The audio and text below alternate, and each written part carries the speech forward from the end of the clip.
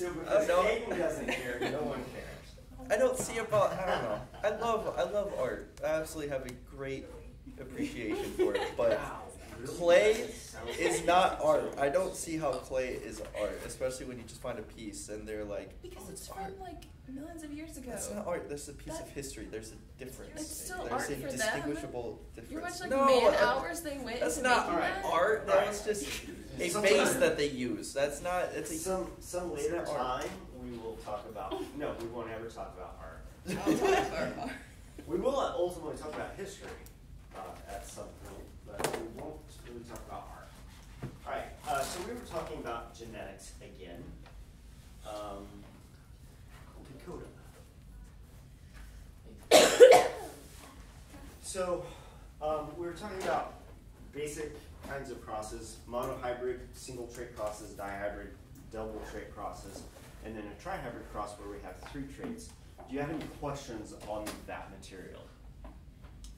Because in order to understand what's coming next, you need to understand what came before. Okay, so I showed you how we can use simple crosses to explain how we can get these quantitative sorts of traits that have normal distributions.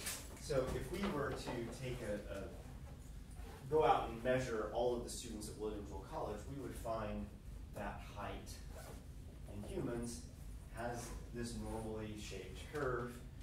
This is the frequency of individuals, and this is individuals from short to tall.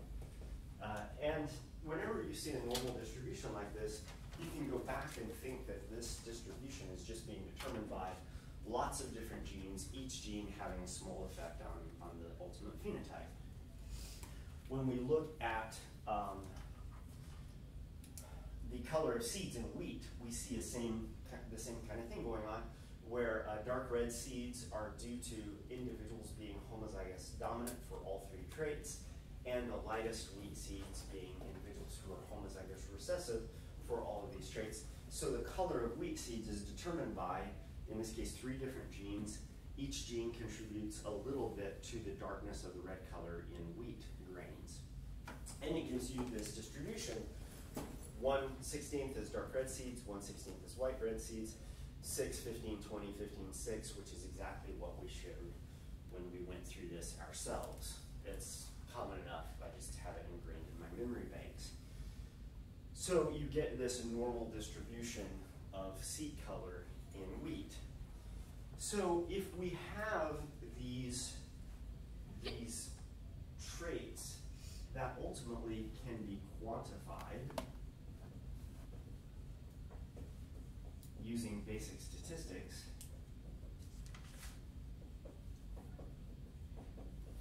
the field of statistics is developed to basically deal with these sorts of quantitative distributions. It turns out that there's a branch of genetics called quantitative genetics that also deals with these kinds of traits.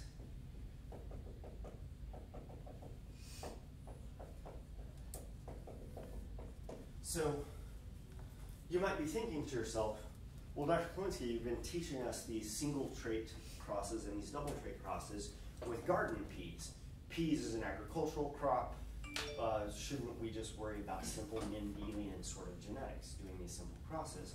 But unfortunately, there's a lot of the genetics of organisms that lies in the realm of what we call quantitative genetics, these traits that are determined by multiple genes. Each gene adds a little to the trait. Things like milk production in cows,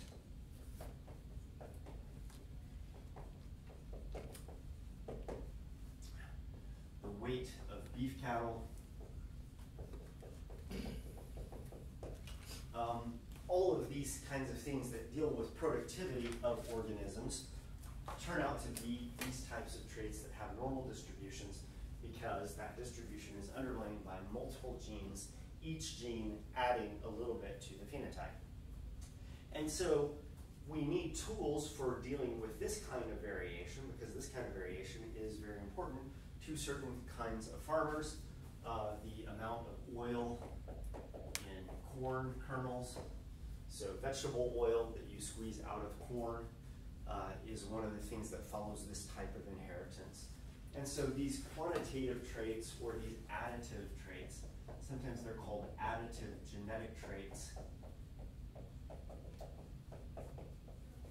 And the reason they're called this is because each dominant allele adds a little bit to the phenotype. So it doesn't matter to me whether you call them quantitative traits or additive genetic traits. I'll understand what you're talking about.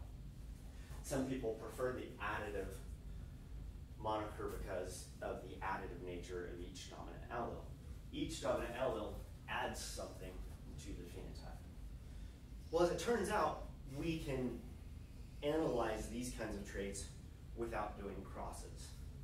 And we can analyze these traits because inheritance can be measured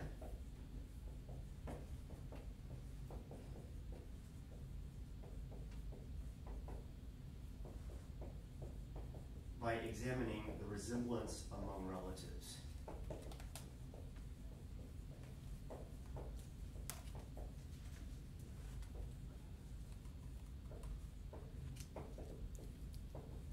So the other day I lined you up against the wall from tallest person to shortest person so that we could see that there was this continuous variation in height, in human height.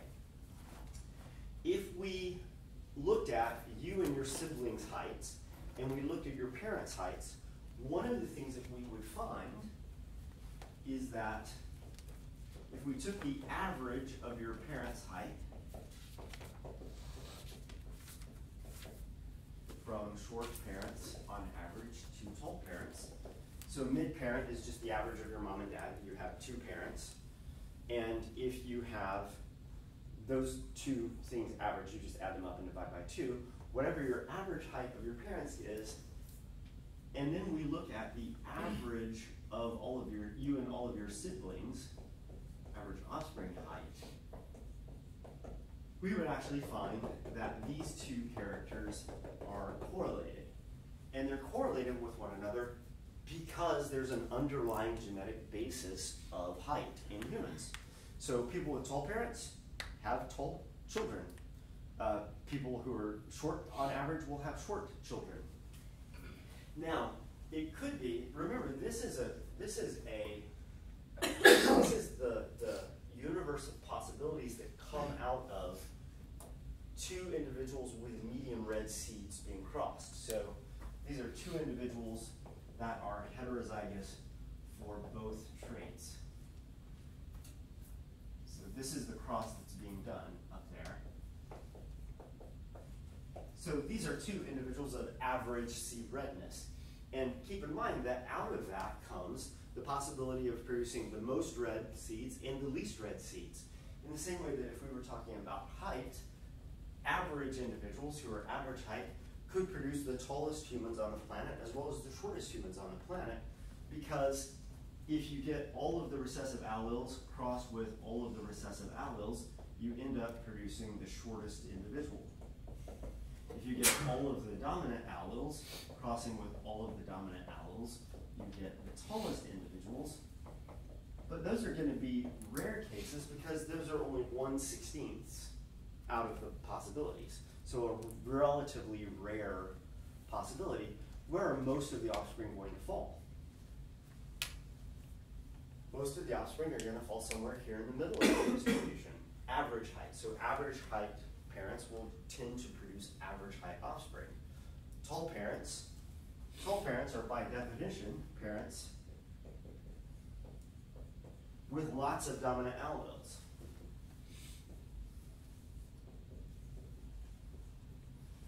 If you cross these two individuals, most of the alleles that go to the offspring are going to be tall alleles resulting in tall height. And so tall parents are going to tend to produce tall offspring, short parents are going to tend to produce short offspring. Medium height individuals are going to tend to produce average height offspring, even though they have the possibility to produce really tall and really short. On average, across all their offspring, they're going to be average height. And so this resemblance between offspring and their parents is a quantifiable measure of how the genes in the parents get translated into the phenotype of the offspring, okay? And so we can actually do this. This gives us an equation for the line This is your standard y equals mx plus b, where m is the slope of the line. This is the y-intercept. And this is the x value, and this is the y value. X value here is the parent's phenotype, and the y value is what you would expect the offspring phenotype to be. As it turns out, this slope of the line is our measure of heritability. So it becomes very easy to do this, to measure how heritable a particular trait is, just by looking at the phenotype of the parents and the phenotype of the offspring. You don't have to run a bunch of complicated crosses. All you have to do is have parents and their offspring, and from that you can gauge what heritability is, how heritable a trait is. So a number of years ago, I did this with my freshman evolution and ecology class. I asked them to go home and get all the heights of their siblings who had grown to adulthood. If you have a child, if you have a sibling who's younger than you who hasn't reached adult height, we excluded them from the analysis. And I asked my students to get the average height of their parents. And so we did exactly this. This is, gosh, I don't remember what semester this was. Oh, I guess it was the biggest. A number of years ago, I had 64 students in the class, and so this was their data. So there should be 64 data points up here. But basically, what's the average height of the students' parents, and what is the average height of them and their siblings? And when we get the equation from this, we see that the average offspring height is 0.9165 times the mid-parent height plus a y-intercept of 5.686. But 0.9165 is heritability. This is heritability. And heritability can go from 0 to 1. And so with this crop of students, we find that the heritability of height is pretty high. So heritability, the scientific shorthand for heritability is h squared. You don't ever have to square something or take the square root of anything. I've looked around to see why it's h squared and can't find a good reason. But anyway, in this case, for human height of this particular group of students, it was 0.9165. What that means is that essentially like 91% of the height of parents gets translated into height of offspring. That's pretty high. And heritability in general can go from a 0 to a value of 1. Yeah? Would that number be the same as the correlation coefficient? It's not the correlation coefficient. Correlation coefficient has to do with the spread of the data around the line. This is the slope of the line. So heritability graphs can go from a 45-degree line, which is a 1-to-1 relationship, where the height of the parents tells you everything that there is to know about the height of the offspring. There's a 1-to-1 correspondence, or it can be a slope of 0. So this would be a heritability of 1. This would be a heritability of 0, where knowing something about the height of the parents tells you nothing about the height of the offspring. There is no correlation. So it's actually the slope of the line that matters, not the correlation coefficient or the R-squared value. Both of those things tell you about the spread of the data around the line. Now there's quite a lot of slop in here, quite a lot of unexplained variation. That could be the fact that maybe one of the siblings that they gave us the height of isn't quite yet at their final adult height because they haven't stopped growing even though they're 18 or something like that. I stopped growing in 9th grade. Like, this is how tall I was in 9th grade, and this is how tall I stayed. I was basically the biggest kid in my 8th grade class. I played offensive guard. It's the guy right next to the center on the junior high, the 8th grade football team. I was like a guard. And then I get to my freshman year in high school, and I'm a wide receiver because I'm now like the smallest kid in the 9th grade. Me and Dakota are down there, the smallest kids in the 9th grade. So I haven't increased linearly at all since 9th grade, essentially. I've gotten greater since then. So there could be a lot of variation due to misreporting people who haven't yet reached their final size. Could be difference is environment. If you feed a kid more as they're growing up, they'll grow taller. They won't reach their maximum height capacity unless you're giving them adequate nutrition. So there's a lot of environmental variability in these data also, but there's also a lot that is accounted for just by genes. So it's possible to have a relatively weak correlation, but a strong heredity. But a strong slope, yep. Actually, you see, if you look at a lot of genetic data, that tends to be the norm. Even though something might have a really high heritability, there may still be a lot of environmental variation due to rearing environment and things like that. Generally, you try and measure heritability in a lab setting where you can control a lot of environmental factors. But if you're doing this in the wild, and I consider my students just to be wild humans out there on the wild human landscape, there's all sorts of environmental variation that enters into it. But that doesn't change the fact that you can still have high heritability. Well, what this means is you can use these data to plan. If you are a hog farmer or a beef cattle farmer or a milk farmer, a dairy farmer, you can actually look at the parents that you have, the offspring that you get from those parents, look at something like milk production. In this case, this was height of humans and height of humans, but this could easily have been number of eggs produced by chickens and number of eggs produced by chickens, parents and offspring. Could have been gallons of milk produced versus gallons of milk produced. If you know what the heritability of this is, you can then select your parents that you're going to breed to maximize milk production, to maximize the amount of beef that a cow carries on its frame, to maximize the number of eggs that chickens produce, etc. And what you do is you basically say, well, given this amount of heritability, who am I going to prevent from breeding so that I can increase whatever the phenotypic value is that I'm looking at? And so if we had something against short people, against people like Dakota and myself, and Riley, where did you fit on that scale? I left before it was. Oh, you left before. You would have been below Riley? Or above Riley? 5'2". She would have been below us. Yeah. Include me in it over here. So if we had something against short people and we wanted to build a super race of tall humans, what we could do is we could take this distribution, there's the slope of the line, and we could basically say, well, we're going to basically take, so this is what a perfect heritability would be. This is a slope of 1. This is a slope of 0.92. We can basically say, well, what's the average height of the parents? The average height of the parents was 67 point something, 67.5 or something like that. And we could say, well, what we want to do is we want to take all the parents, all the potential breeding parents, because we want to increase the height of humans and just prevent them from, we could prevent them from breeding by either passing laws that prevented them from mating. We could prevent them from breeding by required sterilization. We could do it any number of ways, which we can't do because we're talking about humans. But if you were a farmer breeding cattle, you could say, well, I want milk cows that produce more milk. What you would do is you would not breed your low milk producing cattle. What that does is it then reduces the breeders to high milk producing cattle, and as a result, they would produce higher milk producing offspring. And so you would undergo artificial selection.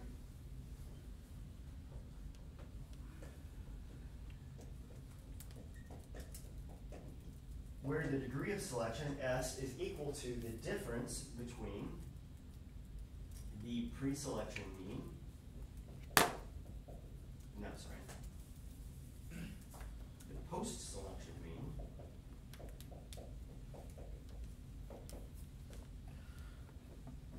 minus the pre-selection mean.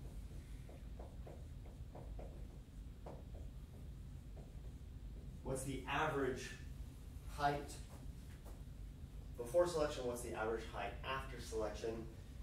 Post-selection, in this case, is going to be bigger than pre-selection, and so this selection coefficient is positive, meaning that you're going to be driving your population towards taller and taller individuals.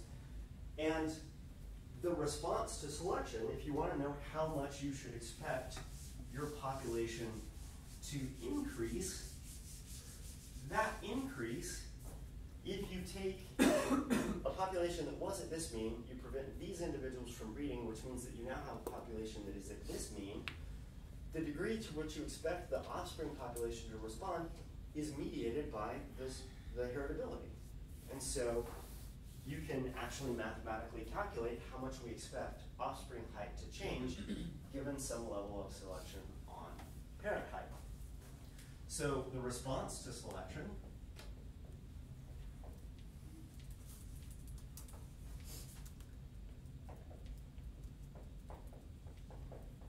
is simply the heritability multiplied times the selection that you place on this.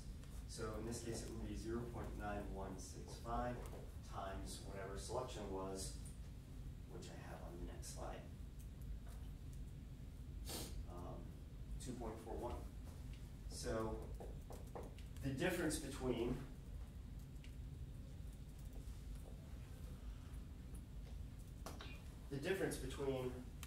the average value before selection and the average value after selection was 2.41. Multiply that times 9.9165, and you get whatever that answer is, but that answer should be this amount. So this equation,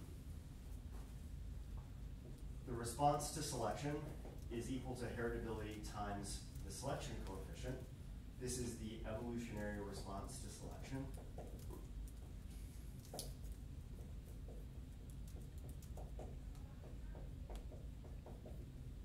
Is equal to the heritability multiplied times the strength of selection.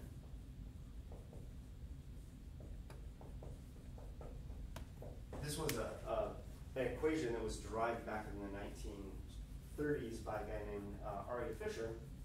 It's referred to in the literature as the breeder's equation.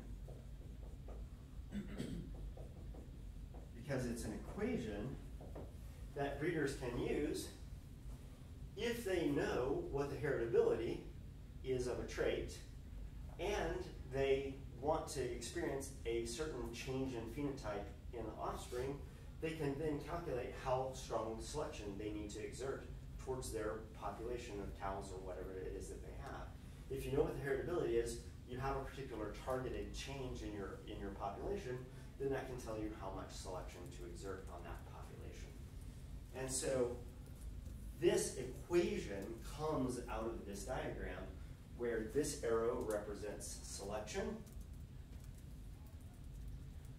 the line represents heritability, and this arrow represents how much we expect the population to respond. So in this figure is where we find the units of this equation.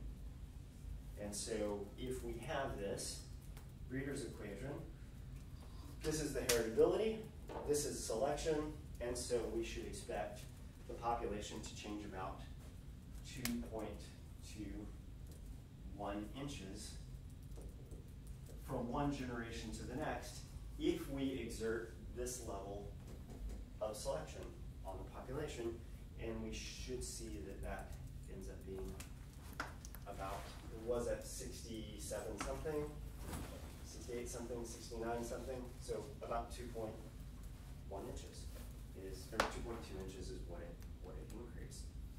So in this way, we can actually project what the evolutionary change is going to be in the future.